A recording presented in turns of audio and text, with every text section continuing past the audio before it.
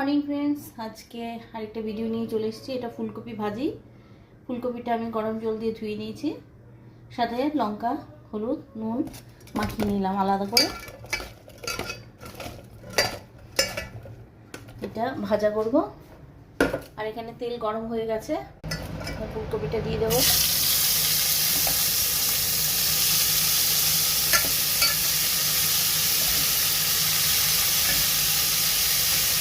ঢাকা দিয়ে দেবো, একটু খুলে দিয়ে এবার নাড়াচাড়া করে দেবো।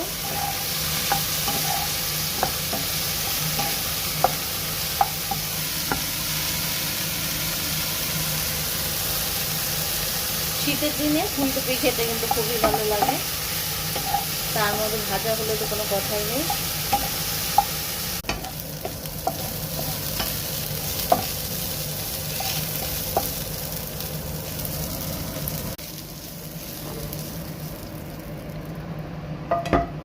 হয়ে গেছে আমার ফুলকপি ভাজি। এমনি এমনিও খাওয়া যায়, ভাত দিয়েও খাওয়া যায়, রুটি দিয়েও ভালো লাগে। Bye bye.